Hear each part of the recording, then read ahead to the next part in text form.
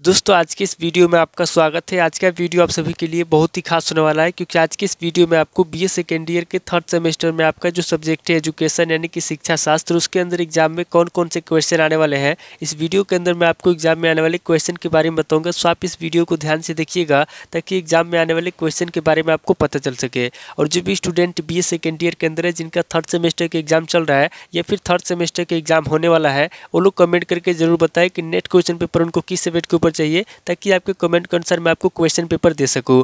तो ये बिना किसी देरी के हम लोग शुरू करते हैं और एजुकेशन के अंदर एग्जाम में जो भी क्वेश्चन आने वाले हैं उन आने वाले क्वेश्चन के बारे में जानते हैं। तो यहाँ पे सबसे पहले हम लोग लघु उत्तरीय प्रश्नों के बारे में जानेंगे। तो लघु उत्तरीय प्रश्नों में पहले प्रश्न की बात की जाती है। यहाँ पे आपका पहला प्रश्न दिया हुआ है, शिक्षा की प्रकृति बताइए। पहला प्रश्न कह रहा है जो शिक्षा है, यहाँ पे आपको शिक्षा की प्रकृति बताना है। अब अगले क्वेश्चन की बात की जाती है, यहाँ पे आपका दूसरा क्वेश्चन दिया हुआ है, तत्व मीमांसा की दृष्टि से शिक्षा के क्या उद्देश्य है। दूसरा क्वेश्चन कह रहा है जो तत्व मीमांसा है, यहाँ पे आपको बताना है कि तत्व मीमांसा की दृष्टि से शिक्षा के क्या उद्देश्य है। अब अगले क्वेश्चन की बात की जाती है, यहाँ पे आपका तीसरा क्वेश्चन दिया हुआ है, ज्ञान मीमांसा के अनुसार शिक्षा के क्या उद्देश्य होने चाहिए। तीसरा क्वेश्चन कह रहा है जो ज्ञान मीमांसा है, यहाँ पे आपको बताना है कि ज्ञान मीमांसा के अनुसार शिक्षा के क्या उद्देश्य होने चाहिए। अब अगले क्वेश्चन की बात की जाती है, यहाँ पे आपका चौथा क्वेश्चन दिया हुआ है, श्रीमद् भागवत गीता के अनुसार शिक्षा का अर्थ बताइए। चौथा क्वेश्चन कह रहा है जो श्रीमद् भागवत गीता है, यहाँ पे आपको भागवत गीता के अनुसार शिक्षा का अर्थ बताना है। अब अगले क्वेश्चन की बात की जाती है, यहाँ पे आपका पांचवा क्वेश्चन दिया हुआ है, आदर्शवाद और अनुशासन पे प्रकाश डालिए। पांचवा क्वेश्चन कर रहा है जो आदर्शवाद है और जो अनुशासन है, यहाँ पे आपको आदर्शवाद अनुशासन पे प्रकाश डालना है। अब अगली क्वेश्चन की बात की जाती है, यहाँ पे आपका छठा क्वेश्चन दिया हुआ है, प्रकृतिवाद की प्रमुख विशेषताएं क्या है। छठा क्वेश्चन कह रहा है जो प्रकृतिवाद है, यहाँ पे आपको बताना है कि प्रकृतिवाद की प्रमुख विशेषता क्या है। अब अगले क्वेश्चन की बात की जाती है, यहाँ पे आपका सातवां क्वेश्चन दिया हुआ है, प्रयोजनवाद के आधारभूत सिद्धांत क्या है। सातवां क्वेश्चन कह रहा है जो प्रयोजनवाद है, यहाँ पे आपको बताना है कि प्रयोजनवाद के आधारभूत सिद्धांत क्या है। अब अगले क्वेश्चन की बात की जाती है, यहाँ पे आपका आठवां क्वेश्चन दिया हुआ है, गांधी जी के अनुसार शिक्षा के क्या उद्देश्य है। आठवां क्वेश्चन कर रहा है जो गांधी जी हैं, यहाँ पे आपको बताना है कि गांधी जी के अनुसार शिक्षा के क्या उद्देश्य है। अब अगले क्वेश्चन की बात की जाती है, आपका नौ क्वेश्चन दिया हुआ है, विवेकानंद के विचार में शिक्षा का क्या अभिप्राय है। नौ क्वेश्चन कर रहा है जो विवेकानंद है, यहाँ पे आपको बताना है कि विवेकानंद के विचार में शिक्षा का क्या अभिप्राय है। अब अगले क्वेश्चन की बात की जाती है, आपका 10वां क्वेश्चन दिया हुआ है, डॉक्टर भीमराव अम्बेडकर के ज्ञान मीमांसा दर्शन का संक्षेप में वर्णन कीजिए। 10वां क्वेश्चन कर रहा है जो डॉक्टर भीमराव अम्बेडकर है, यहाँ पे आपको भीमराव अम्बेडकर के ज्ञान मीमांसा दर्शन के बारे में संक्षेप में बताना है। अब अगले क्वेश्चन की बात की जाती है, यहाँ पे आपका 11वां क्वेश्चन दिया हुआ है, रूसो के शैक्षिक विचार बताइए। 11वां क्वेश्चन कर रहा है जो रूसो है, यहाँ पे आपको रूसो के शैक्षिक विचार बताना है। अब अगले क्वेश्चन की बात की जाती है, यहाँ पे आपका 12वां क्वेश्चन दिया हुआ है, स्त्री शिक्षा पर रूसो के विचार बताइए। 12वां क्वेश्चन कर रहा है जो स्त्री शिक्षा है, यहाँ पे आपको स्त्री शिक्षा पर रूसो के विचार बताना है।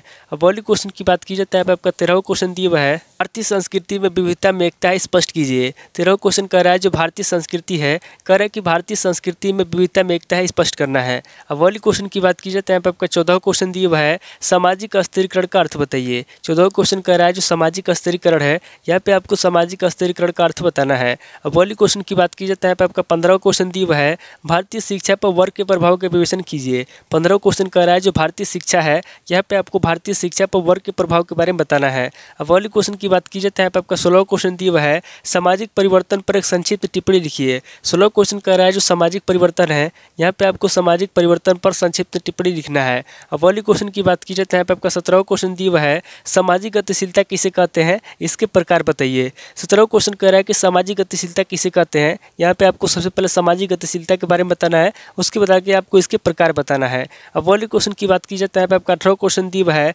नीति निषेध तत्व से आप क्या समझते हैं। 18वां क्वेश्चन कह रहा है जो नीति निषेध तत्व है, यहाँ पे आपको बताना है कि नीति निषेध तत्व से आप क्या समझते हैं। अब अगले क्वेश्चन की बात की जाती है, यहाँ पे आपका 19वां क्वेश्चन दिया हुआ है, सतत विकास की आवश्यकता क्यों है। 19वां क्वेश्चन कह रहा है जो सतत विकास है, यहाँ पे आपको बताना है कि सतत विकास की आवश्यकता क्यों है।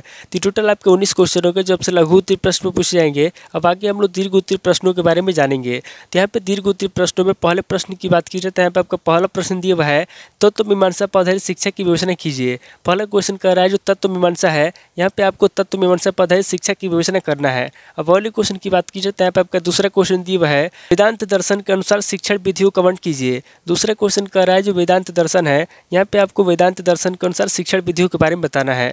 अब अगले क्वेश्चन की बात की जाती है, यहाँ पे आपका तीसरा क्वेश्चन दिया हुआ है, भगवद गीता दर्शन का शैक्षिक महत्व बताइए। तीसरा क्वेश्चन कह रहा है जो भगवद गीता दर्शन है, यहाँ पे आपको भगवद गीता दर्शन का शैक्षिक महत्व बताना है। अब अगले क्वेश्चन की बात की जाती है, यहाँ पे आपका चौथा क्वेश्चन दिया हुआ है, आदर्शवाद के आधारभूत सिद्धांत बताइए। चौथा क्वेश्चन कह रहा है जो आदर्शवाद है, यहाँ पे आपको आदर्शवाद के आधारभूत सिद्धांत बताना है। अब पहले क्वेश्चन की बात की जाता है, आपका पांचवा क्वेश्चन दिया हुआ है प्रकृतिवादी शिक्षा में बालक के महत्व का विवेचन कीजिए। पांचवा क्वेश्चन कह रहा है जो प्रकृतिवादी शिक्षा है, यहाँ पे आपको प्रकृतिवादी शिक्षा में बालक के महत्व के बारे में बताना है। अब पहले क्वेश्चन की बात की जाता है, आपका छठा क्वेश्चन दिया हुआ है प्रयोजनवाद का क्या अर्थ है, प्रयोजनवाद के आधारभूत सिद्धांत क्या है। छठा क्वेश्चन कह रहा है कि प्रयोजनवाद का क्या अर्थ है, यहाँ पे आपको सबसे पहले प्रयोजनवाद का अर्थ बताना है, उसके बाद आगे आपको प्रयोजनवाद के आधारभूत सिद्धांत क्या है इसके बारे में आपको बताना है। अब पहले क्वेश्चन की बात की जाता है, आपका सातवां क्वेश्चन दिया हुआ है गांधी जी के शिक्षा दर्शन के विवेचन कीजिए। सातवां क्वेश्चन कह रहा है जो गांधी जी है, यहाँ पे आपको गांधी जी के शिक्षा दर्शन के बारे में बताना है। अब पहले क्वेश्चन की बात की जाता है, आपका आठवां क्वेश्चन दिया हुआ है डॉक्टर भीमराव अम्बेडकर के शैक्षिक विचारों की विवेचना कीजिए। आठवां क्वेश्चन कह रहा है जो डॉक्टर भीमराव अम्बेडकर है, यहाँ पे आपको डॉक्टर भीमराव अम्बेडकर के शैक्षिक विचारों के बारे में बताना है। अब पहले क्वेश्चन की बात की जाता है, आपका नौ क्वेश्चन दिया हुआ है वर्ग व्यवस्था क्या है, वर्ग व्यवस्था की विशेषताओं का वर्णन कीजिए। जाति व्यवस्था और वर्ग व्यवस्था में क्या अंतर है। नौ क्वेश्चन कह रहा है कि वर्ग व्यवस्था क्या है, यहाँ पे आपको सबसे पहले वर्ग व्यवस्था के बारे में बताना है, उसके बाद आके आपको वर्ग व्यवस्था की विशेषता बताना है, जाति व्यवस्था वर्ग व्यवस्था में अंतर बताना है।